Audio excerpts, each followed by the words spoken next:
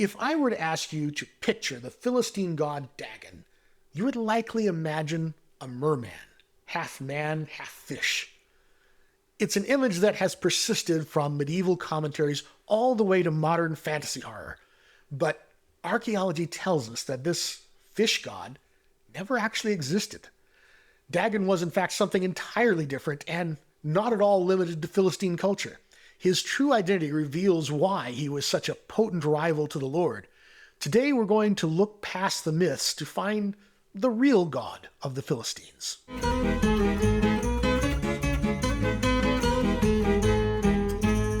Hello everyone, this is Gilgamesh. If you want to learn more about this topic on your own, and I hope you do, I have some recommended reading in the description that I used preparing this. Dagon is an ancient deity with a long history attested across the ancient Near East, dating back to the 3rd millennium BCE.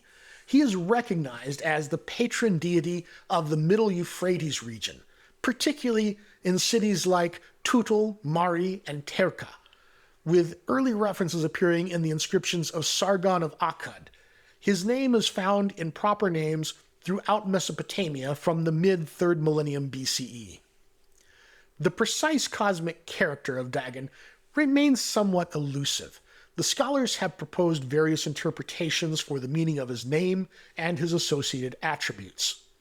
Medieval Jewish commentators, such as Rashi and Akimchi, connected Dagon's name to the Northwest Semitic word for fish, dag, leading to a popular image of a fish god.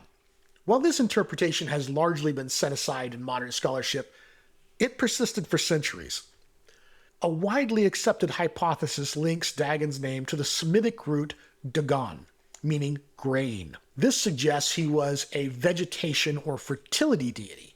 Some scholars, like Albright, have proposed that the term for grain might have been named after the god rather than the reverse. Another theory connects Dagon to an Arabic root dag, meaning to be cloudy, rainy, suggesting a role as a storm god, with his fertility aspects related to weather. This is supported by the fact that he was regarded as the father of the great storm god Baal Hadu in some traditions. Despite these varying interpretations, Dagon's role as a divine ruler responsible for his land, king, and people, particularly in military expansion and fertility, is well attested in extrabiblical sources.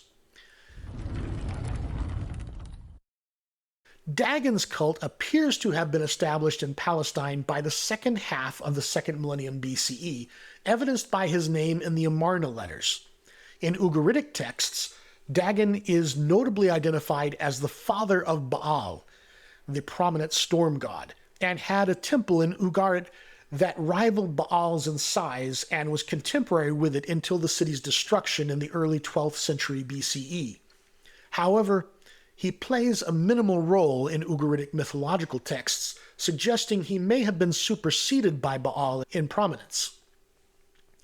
In the Hebrew Bible, Dagon is consistently represented as the principal deity of the Philistines, a West Semitic name whose cult was likely adopted by them upon their settlement on the coastal plain of Canaan.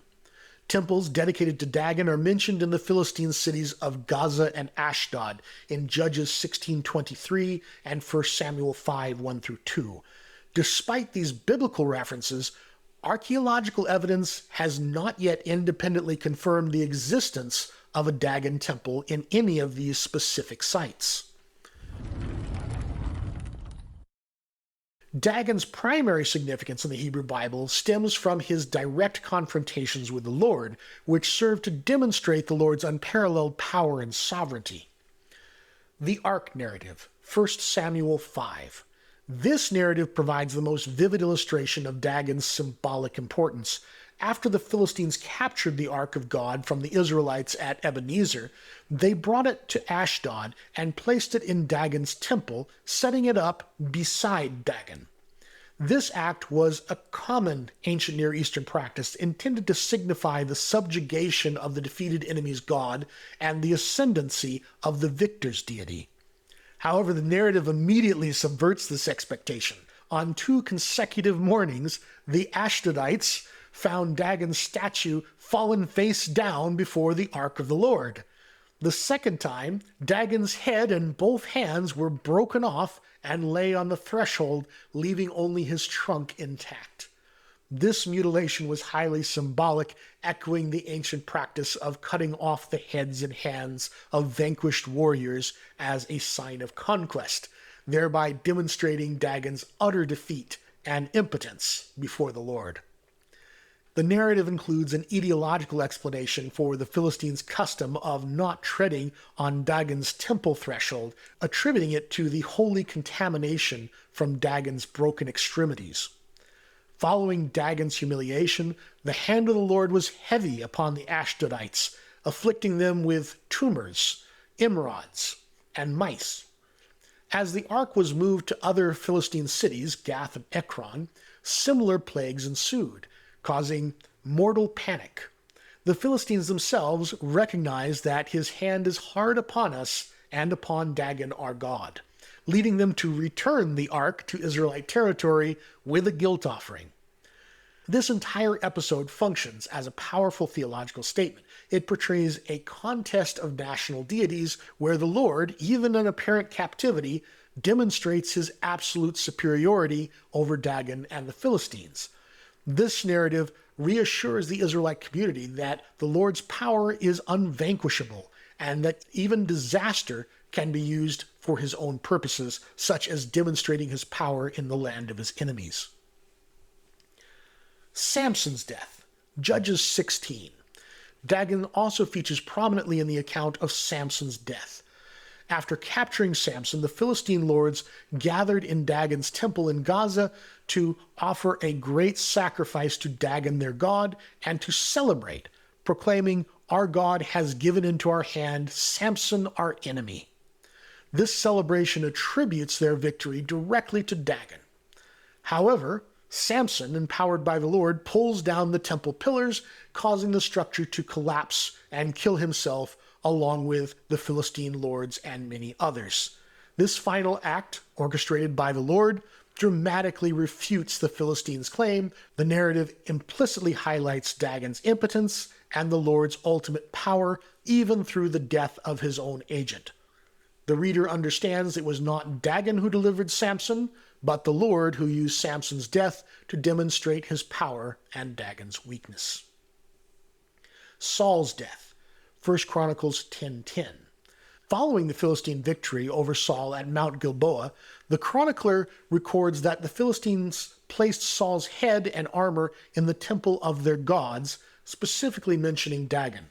While the parallel account in 1 Samuel 31:9 mentions placing his armor in the temple of Ashtaroth, the chronicler's focus on Dagon and omission of Ashtaroth may reflect a prophetic abhorrence of pagan cults, particularly those associated with sexual orgies, and a desire to emphasize the defeat of a prominent Philistine deity.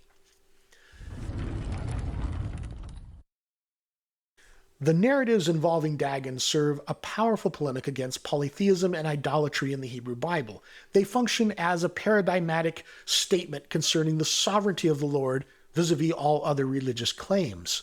Interestingly, the Septuagint translation of Isaiah 46:1 replaces the Babylonian god Nebo with Dagon. Bel has fallen, Dagon has been crushed. This substitution may indicate that the Greek translator was aware of Dagon's fate in 1 Samuel and chose to contemporize the translation, using Dagon as a well-known example of a defeated foreign deity to emphasize the message of divine impotence. In conclusion, Dagon's significance in the Hebrew Bible is not merely a historical or archaeological curiosity, but a crucial theological construct. Through his repeated humiliation and ultimate defeat in narratives like the Ark story and Samson's death, Dagon becomes the quintessential representation of the impotence of foreign gods when confronted with the overwhelming power and sovereignty of the Lord, thereby reinforcing the monotheistic claims central to Israelite faith. I hope you found this useful. If you'd like to support the channel and help me to bring more content like this, please consider a membership if you're in a position to do so. Shalom.